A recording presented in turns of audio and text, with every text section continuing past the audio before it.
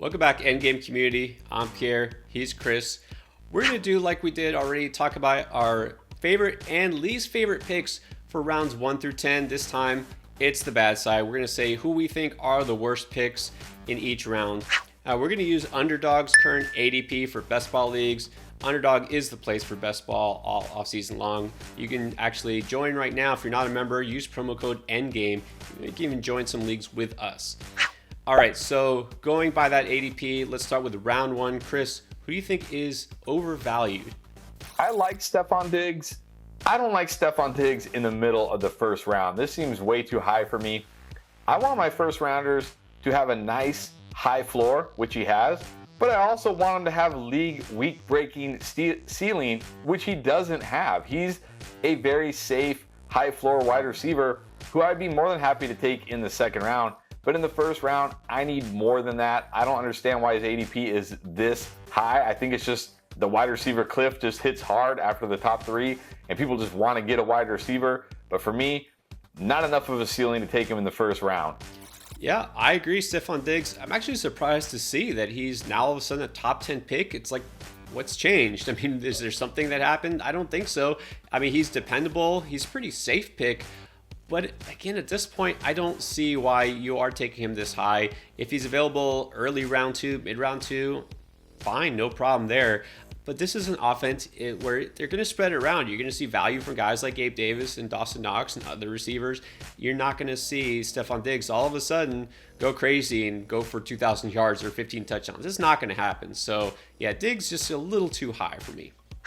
All right, let's go to round 2. Who do you think is being overvalued there? I don't understand why people are drafting Leonard Fournette like it's 2021. This is a guy who we've seen in the past has, I guess, motivational type of issues, or for a lack of a better term, I'm not sure. He came into minicamp and OTAs severely overweight. He got paid. He's won a Super Bowl. It doesn't seem like he's that hungry to perform anymore. And they drafted a third-round running back who's trying to prove himself and trying to pave his way for his NFL career. I don't see how Leonard Fournette holds on to this job for very long. All the signs are pointing to Leonard Fournette not really carrying the season. You shouldn't care about him either, and you shouldn't be drafting him this high. This is crazy to me. Stop drafting Leonard Fournette so high. It seems like he is hungry, just in the wrong way. Big Lenny, not in round 2. All right, so I'm going to go for a guy that is a young player and a young team, a team that is hungry, almost won a Super Bowl, T. Higgins in Cincinnati. I know that sounds crazy because this is a guy who maybe should be on the upswing, but here's my take.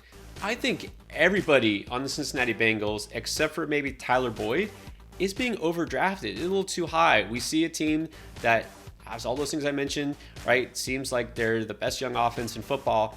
And now we're drafting them at their ceiling. So T. Higgins, yeah, he's a great player, great team, great quarterback, great everything. But round 2, I mean, you're basically assuming he's going to be top 12 at wide receiver. And it's possible it doesn't happen. I just think I feel better about him maybe in round 3. And I think there's just the hype train is getting out of control, right? I get that we're high on the Bengals, but I think we're a little too high. All right, let's move on to round 3. Who do you think is the worst pick there? I've got another running back. It's James Conner. Only ran for 3.7 yards per carry last year. And if you look at his yards per touch, it's pretty much the same as it was his last 2 years in Pittsburgh when nobody wanted to draft this guy.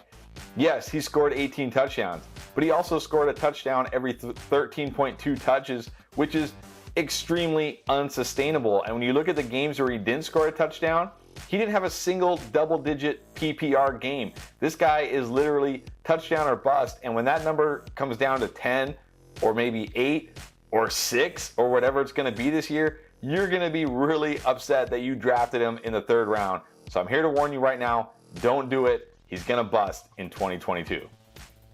All right. Well, you know what? I get that. I'm surprised you didn't make this pick either, though. Alvin Kamara in round 3. So first of all, we know there's a really good chance he gets suspended, and we keep hearing it. When's it going to come? Who knows? But even besides that, I still think it's too high. And that sounds controversial, but Look, we've been talking about this for a while. Sean Payton's not there. This offense just might not be the same. Jameis Winston at quarterback, he's not Mr. Dump Off like Drew Brees was, okay? We're not going to see quite as many checkdowns. And this offense, we really don't even know what it's going to look like with all these new pieces in place. There's a lot of warnings here, a lot of red flags, and that's not even with the suspension that could be coming. So, man, I'm just not taking the plunge this early in my draft on Kamara. All right, let's go on to round 4. Worst pick there. You know, I've had this guy as a bust for the last probably 3 years, and I haven't been wrong yet. But every year people want to bank on DJ Moore. And look, it's not DJ Moore's fault. DJ Moore is a good player. But as long as he's stuck with Matt Rule and Sam Darnold or Teddy Bridgewater or whatever other below average quarterback you want to give him, it's just not going to be there for DJ Moore. Sure, he'll probably have 1,100 yards again. He'll probably have 3 or 4 touchdowns again. But what has that ever gotten you in fantasy? It's okay, but it's not worth a 4th round draft pick. These are the high leverage rounds. These are the guys that you're going to count on week in and week out to help you win. DJ Moore is just not going to be that guy until he gets an actual quarterback. We can't be drafting this guy this early year after year and keep asking the question at the end of the year, why did he bust again? Guys, it happens every year. Stop doing this. Yeah, look, Moore is a decent floor pick, and he'll have a couple of boom games, but the touchdown upside, yeah, it's just not there this early. All right, now I'm here to say Darren Waller, I think he's being drafted too early because things are changing in Vegas. Davante Adams, finally a true superstar wide receiver, is there. We know tight ends become the primary receiver on their team when they don't have an alpha at receiver. Look, Derek Carr is going to feed Davante Adams. Trust me on this. All right, they're paying him for a reason. And Waller, let's not forget, he's kind of been declining anyways. Last year missed a lot of games for a not super serious injury. This is not a young upcoming guy. Remember, he didn't really break out in the league until he was ready his mid-20s. This is somebody who I think is going to be looked at a little bit too highly because of what he did the last couple of years. I think it's time that he's taking a step back. Okay, Renfro is a capable slot receiver as well. There's not enough targets to go around to make Waller a tight end superstar. So round 4, I'd rather take a receiver instead. All right, let's go on to round 5. We saw last year Saquon Barkley, one of the best running back talents we've seen in years, couldn't really bounce back his first year after ACL surgery. So why are we expecting J.K. Dobbins to do it? Not only that, there's reports that he's probably going to start the season on the PUP list. So you're not even going to get him early in the year. And this isn't a guy who's going to step into some 3-down workhorse role that the Ravens are just going to lean on. No, he's a guy who's going to get 10 to 14 carries, maybe a catch or 2 every week, and some touchdown upside. That's it. And you're going to draft him in the 5th round coming off an ACL injury? Like, what are we doing here? You don't need to take J.K. Dobbins. Even a healthy J.K. Dobbins probably doesn't have 5th round upside. A J.K. Dobbins coming off ACL definitely doesn't have 5th round upside. Just more reason to draft Tyler Beatty in the last round. All right, so did you say ACL surgery? All right, now it's time once again for me to remind you, Chris Godwin, injured late in the year, probably not going to be ready to start the season. People feel like getting him in round 5 is like a discount because he should be a 2nd, 3rd rounder. No, it's not. It's not worth it because, again, you're taking on all this risk. You're basically drafting him again at his ceiling because even if you get, 12 games of a healthy Chris Godwin, how healthy is he really? How explosive is he going to be? I don't think it's worth it because the worst case scenario is he injures himself some other way, right? We've seen it happen, right? When players compensate, it's just not going to be worth the risk. So Chris Godwin, round 5, you feel like you're getting a deal, you're not. All right, let's go on to round 6. Who won you your fantasy championship last year? Amon-Ra St. Brown. Who's not going to win you your fantasy championship this year? Amon-Ra St. Brown. Because he's not going to be able to do what he did at the end of last season. He did that with nobody there to take targets from him. They added DJ Chark. They drafted Jameson Williams. And sure, he's coming off ACL. It may take him a little while, but once he gets going, that's going to be less targets. DeAndre Swift is there to take a ton of targets. TJ Hawkinson is healthy heading into the season to take a bunch of targets. And let's not forget, St. Brown isn't really that good. He's good with the ball in his hands, but he's not good when it comes to running routes, when it comes to getting separation. He just really isn't. And Jared Goff is not a guy who's going to force it into him if he's not open. So Amon-Ra St. Brown, it was great. He won your fantasy championship. That's awesome. But you need to put that aside. That was in the past. I think this is way too high for him in the 6th round. Yeah, recency bias strikes us all at some point. Like that last year was last year, this year is different. So speaking of, I got another Raider in store here, and that's Josh Jacobs. So I've already said I'm a big fan of Zamir White. Guess what? So is Josh McDaniels and the Raiders front office. That's why they drafted him. Josh Jacobs had his option declined. He's got one more year left in Vegas, basically. And so, yeah, he might start the season as the number 1 running back. But here's the thing, too. McDaniels coming with the Patriots. We already know this is going to be a 3, maybe even 4-headed running back committee. Josh Jacobs, he'll be fine. He's been fine. But the number of touches he gets isn't going to warrant a pick in the 6th round. And honestly, I think by season's end, we might see him phased out in favor of White. And that's when it matters the most. Okay, so Jacobs, you can't look at what he's done the past as far as production. You have to look at what is this team planning for this year and in the future. And it's not with Josh Jacobs as a bell cow back. I guarantee you that. All right, we're on to now round 7. Who do you think is the worst pick there? The easiest fade in any round is Michael Thomas. Michael Thomas in the 7th round is like, you have to be crazy to be making this pick.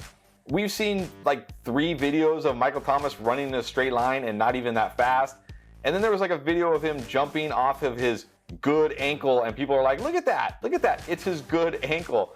This is the NFL. You can't just run in a straight line. You have to be able to make cuts. He's got to be able to make cuts off that ankle. There's a greater than 50% chance this guy doesn't even suit up again this year. And if he does, there's a greater than 90% chance he's behind Olave and Jarvis Landry on the depth chart. And you're going to draft him in the 7th round. One of the worst picks I've seen in recent memories that I can even remember. No way would I draft him in any round, to be honest, let alone the 7th. That's exactly right. I don't care what round. Honestly, it's not even an exaggeration. You put him at round 18, I'm passing. I'd rather get a guy who I think will see the field this year. I think drafting Michael Thomas this year would be like drafting Kawhi Leonard in the 1st round in fantasy basketball. You're basically wasting your pick. So no Michael Thomas for me, no way. All right, round 8, who you got? This is a guy who has been one of those fantasy, week winner type guys, Tyler Lockett. And I think people are still banking on him being able to have those type of games, and it's just not going to happen. The guy's turning 30 years old. He's got either Geno Smith or Drew Lock as his quarterback. Best case scenario, he has Baker Mayfield. Like, does that make you feel excited about Tyler Lockett? This isn't the same Seahawks. This isn't the same Tyler Lockett. Don't bank on those huge monster games. It's going to be a really bad season for this entire Seattle offense, probably, especially the pass catchers, and especially a 30-year-old slot wide receiver. I'm out on Tyler Lockett. Yeah, I'm pretty much out on Tyler Lockett as well. I'm a little bit more out on Sky Moore. And it's not about him. I actually had him, I say top 10 wide receiver as far as this rookie class coming in. And going to Kansas City, that's great and exciting. It's a little too exciting. He's not a round 8 pick, all right? And here's the thing. We always overrate guys going to good teams, good offenses. Because he's in Kansas City, that all of a sudden means he's going to be a fantasy stud. How has that worked out for guys like Clyde Edwards-Helaire in the past? I think Moore will be fine, but I think there's several other guys I'd rather have in round 8. And let's not forget, this is a team that did add, regardless of what you think of them, Juju, added MVS. All right, Justin Ross actually might be one of the best receivers they have. They're going to spread the ball around, and it's not going to lead to any of them really being a great fantasy value. So I'm going to pass on Moore. It's a little too high. All right, let's go to round 9. I think we got a slam dunk here. Yeah, Michael Thomas is the worst pick in fantasy football this year, but a close second is Cordarrelle Patterson. What are we really expecting from Cordarrelle Patterson this year? They've already said he's probably not going to be a running back at all. He's just going to play wide receiver. They added Drake London. They added Bryan Edwards. They have Kyle Pitts, who's basically a wide receiver. All of those guys are better than Cordarrelle Patterson when it comes to being a wide receiver. And he's 31 years old. He totally lost steam down the stretch last year, which makes sense because he was 30 years old. This is not bowling. This is the NFL. This is a young man's game. Why are we drafting Cordero Patterson in the single-digit rounds? Stop banking on last year's numbers. He's not even going to come close to that. He's going to be a guy who's going to be on waiver wires by mid-season at the latest. Yeah, that's fine. I thought you were going to go with golf, but I guess bowling makes sense, right? You might get better with age there. Look, Patterson's the obvious pick. I think it's actually funny because there's some platforms where they just took away his eligibility at wide receiver and made him just a running back. He's not going to play running back this year. They've already said he's going to be mainly a receiver, and even so, he's competing with rookie Tyler Algier. They got Damian Williams. There's other guys who are going to play running back. Why are we drafting Cordero Patterson in the first place? It's not even recency bias, because if you forget, the second half of the year, he didn't even do anything. He got cut in leagues. What? Okay, let's move on. We got one more round, round 10. Who is the worst pick in that round? Hey, let's go with another ACL guy who people just can't quit these ACL guys. It's Michael Gallup. And I get it. He's tied to Dak Prescott. He's tied to the Cowboys. But he tore his ACL late in the season. Do we really expect this guy to be on the field to start the season? And what do we really expect from him when he does get on the field? Not much. We've seen these ACL guys that first year off ACL, it's just a struggle. And, last year I was on board with Saquon. I was on board with Sutton. I thought they could do it. They couldn't. If those guys couldn't overcome it, I don't see how Michael Gallup overcomes it. So, again, another guy you don't have to draft these guys coming off ACL. There's other wide receivers here who have just as much upside who aren't coming off an ACL injury. Let somebody else draft Michael Gallup. Well, you know what? The two most overvalued types of players in fantasy drafts, the injured players coming off injury, and rookies. So I'm going to give you another rookie receiver here, Christian Watson. And look, I kind of fell into the trap, fell in love with his skill set and the raw athletic ability. He's got the speed, he's got the size, he's got everything. If you were trying to model, create, and sculpt this perfect NFL receiver, he might have the physical tools. But let's not forget, he didn't even play at the BCS level, and he had inconsistency with his hands. He's got issues with drops. We saw some of those issues in rookie minicamp, and it takes time to earn Aaron Rodgers' trust. So round 10, I get maybe you could start gambling at that point. I'm not. I think there's other guys I'd rather have. And in fact, you just talked about Michael Gallup. You know who I'd rather have than Christian Watson? I'd rather have Jalen Tolbert, another rookie receiver who might see some of those targets that Gallup won't because he's on a good offense. And they're going to need him because if Gallup isn't ready, Tolbert could actually be the number 2 guy. So Watson, maybe best ball, maybe after round 10, but no thanks. All right, so those are our least favorite picks from rounds 1 through 10. We also talked about our favorite picks in those rounds, round by round. So check out that video as well. Guys are going to be here all off season long, as always, to help you win in fantasy. Thanks for watching.